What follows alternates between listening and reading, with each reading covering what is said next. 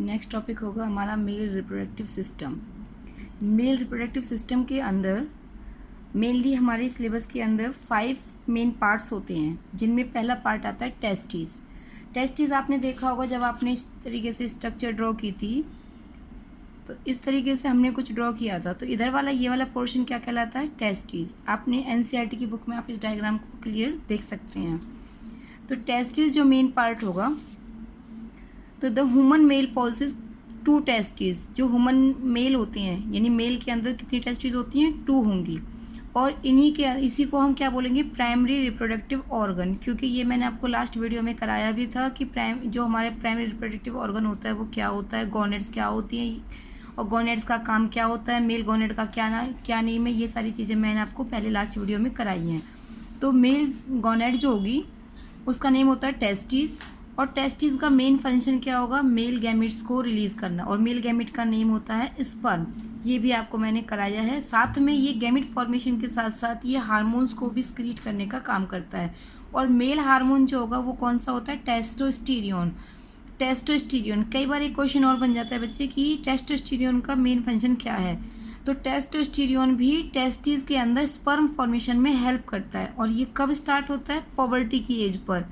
Poverty की as कौन सी होगी? 12 to 13 ईयर की जो एज होती है, जिस एज के अंदर न्यू कैरेक्टर्स डेवलप होते हैं किसी भी स्पीसीज़ के अंदर, चाहे वो मेल हो या फीमेल हो, उसे हम बोलेंगे पॉवर्टी। तो पॉवर्टी के टाइम पर जो टेस्टोस्टेरोन हार्मोन होता है वो मेनली गैमेट्स फॉर्म करने यानी स्पर्म को रिलीज़ करने का भी काम करता है। और जो इसमें स्पर्म रिलीज़ होता है वो पूरे लाइफ टाइम होता है, यानी इसका कोई टाइम पीरियड नहीं होता कि ये 20 साल 40 साल 50 साल कब तक रहेगा।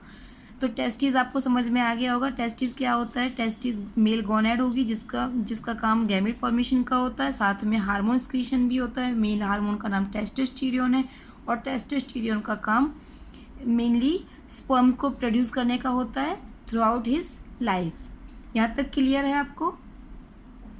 नेक्स्ट पार्ट आता है स्क्रोटम। स्क्रोटम भी आप डायग्राम में देखेंगे, आपको स्क्रोटम नजर आएगा। स्क्रोटम का मेन काम क्या होता है? स्क्रोटम भी एक पाउच लाइक स्ट्रक्चर होती है जो that hang between the legs, जो कि लेग्स के बिटवीन में लाई करती है।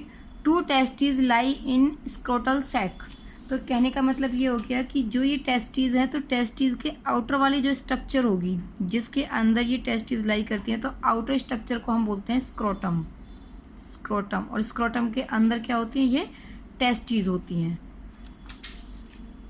स्क्रोटम का मेन काम क्या होता है? 2 टेस्टिस होंगी, और स्क्रोटम को हम थर्मो रेगुलेटर भी बोलते हैं, क्योंकि इसका मेन काम होता है जो बॉडी का टेम्परेचर होता है उससे ये 2 से 3 डिग्री सेल्सियस, 1 से लेकर 3 डिग्री सेल्सियस तक बॉडी के टेम्परेचर से टेस्टिस के टेम्परेचर को कम करने का काम करता है।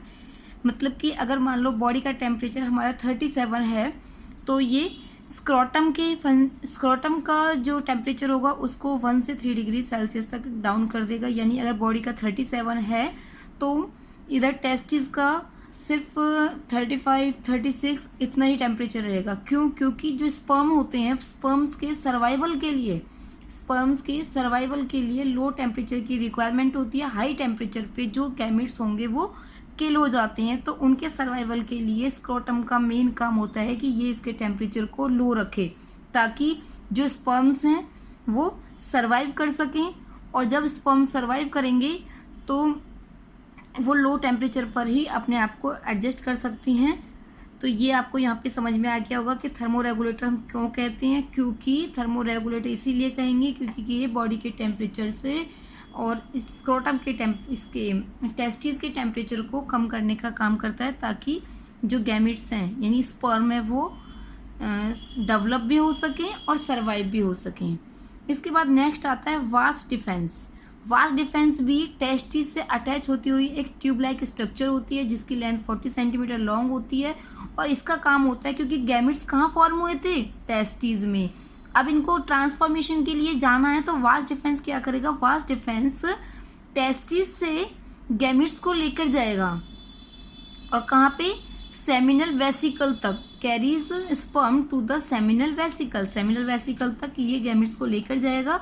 ये भी इसी का पार्ट है, आप फिगर में देखेंगे। The sperm are temporarily stored in seminal, क्योंकि जो सेमिनल वेसिकल होता है उसके अंदर जो स्पर्म होंगे उनको कुछ टाइम के लिए रखा जाता है। वेयर क्योंकि सेमिनल वेसिकल में क्या होगा, सेमिनल वेसिकल के अंदर गैमेट्स के साथ कुछ लिक्विड और वाटरी एल्कली फ्लूइड मिक्स होता है, ठीक है, कुछ वाटरी एल्कलाइन फ्लूइड मिक्स हो जाएगा, चिकना चिकना सा पदार्थ हो जाएगा। म्यूकस का मतलब क्या होता है, थोड़ा उसको मतलब वैसा करना, चिकनाहट बोलते हैं जैसे हम उसको, उस तरीके से होगा।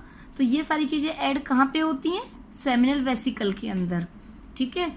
किसके साथ ऐड होंगी, स्पर्म के साथ ऐड होंगी। तो वास डिफेंस का काम मेन होता है कि टेस्टिस ने जब गैमेट्स को फॉर्म किया तो ये उन गैमेट्स को वहाँ से लेकर आएगा और सेमिनल वेसिकल तक पहुँचाएगा। सेमिनल वेसिकल के अंदर इसके स्पर्म में कुछ extra watery alkaline substance mix हो जाता है।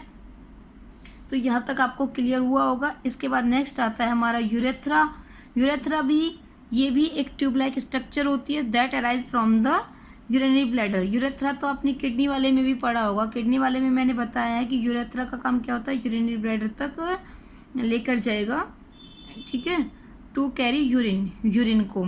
तो इट रन थ्रू आउट, और इसी के साथ साथ इट रन, ये पूरे के पूरे पेनिस क्या होता है, पेनिस उसकी आउटर एक्सटर्नल स्ट्रक्चर होती है मेल रिप्रोडक्टिव ऑर्गन की। तो ये पूरे पेनिस में होती है and open to the outside, और आउटसाइड में ओपन होती है, ठीक है। इसके बाद पेनिस मैंने अभी आपको बताया कि ये जो एक्सटर्नल स्ट्रक्चर होती है उसी को हम पेनिस बोलेंगे। तो इसके जो ये 5 मेन पार्ट है, इन्हीं में सबसे ज़्यादा हमें लर्न करने वाली चीज़ है वो है टेस्टिस और स्क्रोटम। बाकी हमें सारे पार्ट्सों के बारे में पता होना चाहिए क्योंकि क्वेश्चन कहीं से भी आ सकता है। तो ये आई थिंक आपको क्लियर हो गया होगा। इसके बाद नेक्स्ट वीडियो में हम फीमेल रिप्रोडक्टिव सिस्टम के बारे में पढ़ेंगे। ओके बेटा।